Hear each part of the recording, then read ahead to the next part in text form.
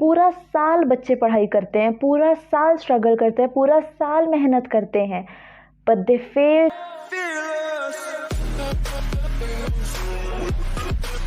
Hello exam buddies, so we are going to discuss how to score from 0 to 600 plus marks. So if you guys ask me, is it really possible to score from 0 to 600? So my answer would be a big no, guys. No. It is not possible to score from a 0 to 600 plus. Then what is the fun of making this video? तो guys, आज हम बात करने वाले हैं कि हम कम नंबरों से 600 प्लस कैसे स्कोर करें। ज़ीरो का मतलब है कि आपको नीट के बारे में कुछ नहीं पता, आपको नहीं पता किस टाइप के क्वेश्चंस आते हैं, आपको नहीं पता नीट का सिलेबस क्या है। And by now I hope कि जब एग्ज़ाम को सिर्फ 2 से 3 महीने रह गए हैं, आप लोगों को इतना आइडिया तो ज़रूर होगा ही कि नीट का पैटर्न कैसा होता है, किस टाइप के क्वेश्चंस आते हैं नीट में। तो in any of this cases आप लोग बिल्कुल भी ज़ीरो पे नहीं हैं guys. Don't under estimate your self. अगर आप लोगों को इतना भी पता है कि नीट का पैटर्न कैसा है, आपने रेगुलर कोचिंग क्लासेस लगाई हैं, आप रेगुलरली स्कूल गए हैं और आपने कुछ क्वेश्चन पेपर्स अटेम्प्ट किए हैं, तो you are not at zero level guys. So have some confidence, get motivated, और हम लोग ये करके दिखाएंगे गाइज। ऐसा कोई नहीं है जो बिल्कुल ज़ीरो लेवल पे है और अपना नीट का एग्ज़ाम देने जा रहा है। वी आर जस्ट स्कोरिंग थोड़े कम नंबर, और उसके लिए I am here with you guys to help you. तो सबसे पहले we have to conceive, believe and achieve. जो चीज़ हम लोगों ने सोची है उसके लिए हमें काम करना है, और वो हमें किसी भी तरह से चाहिए ही चाहिए। तो आज हम लोग बात करने वाले हैं कि हम अपने लो स्कोर को हाई स्कोर कैसे कन्वर्ट कर सकते हैं। तो सबसे पहला और सबसे इम्पॉर्टेंट है कि आप लोगों को अपने ऊपर विश्वास होना चाहिए कि जो आपने सोचा है आप वो करके दिखाएंगे, और आप वो कर सकते हैं। आप किसी से कम नहीं है, कोई भी किसी से कम नहीं होता है, किसी का IQ ज़्यादा या कम नहीं होता है। It's just the level of dedication, the focus and the concentration जो उन लोगों में अलग होती है। We will together work very smartly and we'll work hard together, और एक साथ हम अपने गोल्स को अचीव करेंगे एज स्टूडेंट्स। तो डोंट वरी गाइज, अभी आप लोगों के स्कोर लो आ रहे हैं, but there are still some amount of time left. If I consider कि आज से 4 महीने बचे हैं, तो मैं मान के चलती हूँ कि हमारे पास 120 डेज़ हैं। और 120 डेज़ का मतलब है कि अगर हम हर रोज़ हर दिन 100 क्वेश्चन करें, तो मतलब 100 क्वेश्चंस पर डे। इसका मतलब है कि हम 12,000 क्वेश्चंस कर सकते हैं। तो 12,000 MCQ क्वेश्चंस गाइज अपने आप में is a big question bank. तो आपके पास एक अपना क्वेश्चन बैंक होगा जिसमें आपको पता होगा आपके कौन से सेक्शंस वीक हैं और कौन से सेक्शन स्ट्रॉन्ग हैं, आपको कौन से सेक्शन पे ज़्यादा ध्यान देना है। You have to concentrate more on your weaker sections. दूसरा जो सबसे बड़ी गलती होती है, and even I as a student did that mistake, was not attempting enough question papers. So guys, अब हाई टाइम हो चुका है। It is time for us to do more and more previous year question paper. जितने ज़्यादा हम PYQs करेंगे, उतनी ज़्यादा हम MCQs कर पाएंगे, उतनी ज़्यादा हमारी प्रैक्टिस होगी, और जितनी ज़्यादा हमारी प्रैक्टिस होगी उतने ज़्यादा हमारे मार्क्स जो हैं वो इंक्रीज़ करेंगे। तो we are running behind our marks and our rank. जितने अच्छे मार्क्स उतनी अच्छी रैंक, उतना अच्छा कॉलेज। तो ज़्यादा से ज़्यादा MCQ क्वेश्चंस करने हैं, and this will definitely help you. Strategy number 3, तो आप लोगों को जो MCQ प्रैक्टिस करने हैं, जो भी अपने टेस्ट पेपर्स देने हैं, चाहे वो ऑनलाइन हो चाहे ऑफलाइन हो, वो आप लोगों को देने हैं during the time period of 2 to 5 PM, because यही टाइम रहता है when the NEET examination actually occurs. तो 2 से 5 के बीच में अगर हम अपना क्वेश्चन पेपर्स अटेम्प्ट करते हैं, तो हमारा mind will start working accordingly. तो जब हम नीट का पेपर देंगे 2 से 5, हमारा माइंड बहुत एक्टिव होगा और रेडी होगा to answer all the questions. हमारी सबसे बड़ी गलती होती है कि हम लंच करके सो जाते हैं 2 से 5 के टाइम ड्यूरेशन पे। जब हमें एक्चुअली जाके नीट का एग्ज़ाम देना होता है, तो फाइनल डे पे we feel very sleepy.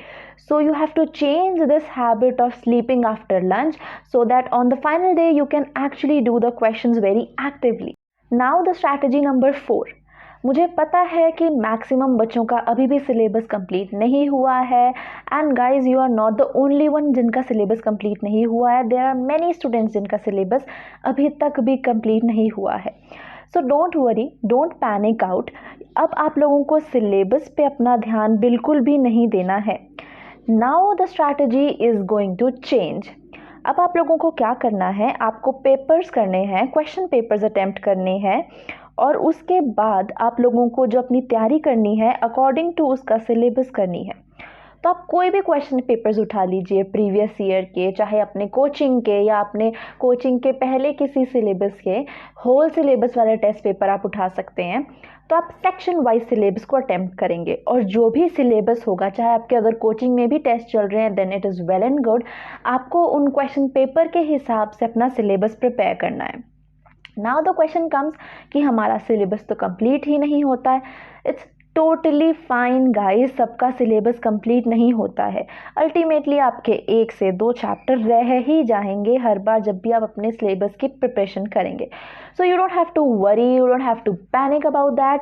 Eventually वो सिलेबस जो है वो कंप्लीट हो ही जाएगा. अब हमें ध्यान देना है मेन अपने फिजिक्स और केमिस्ट्री को, because these are scoring as well as very easy parts of the paper. ये बिल्कुल सिमिलर क्वेश्चंस जो हैं वो रिपीट होते हैं every time. If you know the basic fundamentals, basic formulas, you can easily do it. तो जितने ज़्यादा आप पेपर सॉल्व करेंगे, जितने ज़्यादा अपने MCQ सॉल्व करेंगे, उतने ज़्यादा आपके पास एक लिस्ट तैयार हो जाएगी of the MCQs you can do and the MCQs आप नहीं कर पाए. तो जो MCQs आप नहीं कर पाए उनको आप अलग से रखेंगे फॉर फर्दर रिवीजन, और उनकी एक रैपिड रिवीजन की एक लिस्ट बना लेंगे ताकि आपको पता रहे कि आप कौन से MCQs नहीं कर पाए, आप कौन से फार्मूलाज में वीक हैं, कौन से चैप्टर्स में, कौन से सेक्शंस में वीक हैं, और जो क्वेश्चंस आप इजीली कर पाए उनकी भी एक लिस्ट बना लेंगे so that you are confident in all those topics कि हमें ये क्वेश्चंस जो हैं अब आते हैं and we can keep this aside. अब जब आपका लास्ट का 1 मंथ रह जाएगा तो आपको क्या करना है, आपको उठानी है अपनी बायोलॉजी, आपको अपने बायोलॉजी के चैप्टर्स रिवाइज करने हैं.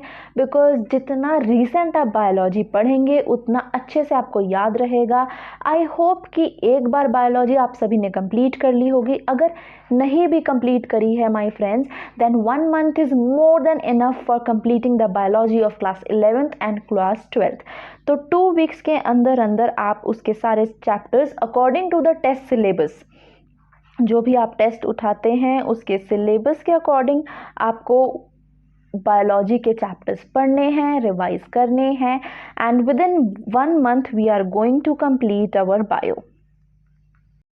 अब लास्ट के 2 वीक्स में क्या करना है गाइस, बिल्कुल भी बुक्स को हाथ नहीं लगाना है. We just have to do question papers and question papers. दिन में 2 से 3 क्वेश्चन पेपर सॉल्व करो एंड उनके MCQs को मार्क करके रख लो, हाईलाइट करके रख लो. जो आप क्वेश्चंस नहीं कर पाए उन पे ज़्यादा कंसंट्रेशन देंगे. 2 हफ्ते में आपको वो सारे MCQs रिवाइज करने हैं जो आप इन पास्ट 2-3 मंथ्स में सॉल्व करते आए हैं and you were not able to do it. आप उनके फार्मूलाज रिवाइज करेंगे, आप बायोलॉजी के क्वेश्चंस को रीड करेंगे, रिवाइज करेंगे और उसको याद करेंगे. All the questions which are tricky और which were new to you, और प्रीवियस ईयर क्वेश्चन पेपर जितना ज़्यादा हो सके guys, I am continuously saying it, previous year questions are very very important. The most common mistake which all of the students make is not doing enough questions during the last stretch of your practice, last stretch of your preparation. पूरा साल बच्चे पढ़ाई करते हैं, पूरा साल struggle करते हैं, पूरा साल मेहनत करते हैं, but they fail to revise properly, but they fail to attempt their question papers regularly. तो ये मेरी पर्सनल एडवाइस है and believe me guys, if you follow this you would be able to score a good number, a good marks and a good rank. एंड जब आप exam देने लगेंगे कई क्वेश्चंस तो ऐसे होंगे जो एग्जैक्टली सेम होंगे and they will definitely save your time. तो एक अच्छे स्कोर के लिए इट इज़ इम्पॉर्टेंट कि you practice a lot of questions. अगर आपका अभी भी सिलेबस नहीं हुआ है, it's totally fine, stop it, pause it, जहाँ पर भी है अपने क्वेश्चन पेपर्स उठाइए और आपको पता लग जाएगा आपके स्ट्रॉन्गर सेक्शन कौन से हैं और आपको कहाँ ज़्यादा ध्यान देने की ज़रूरत है। सो विद दिस आज की वीडियो को यहीं रोकते हैं and I hope this video would be helpful for you guys. मिलते हैं आपको नेक्स्ट वीडियो में। कमेंट डाउन कि आप लोगों को नेक्स्ट वीडियो क्या चाहिए। And till then take care and bye bye. Don't forget to like, share and subscribe. Bye bye.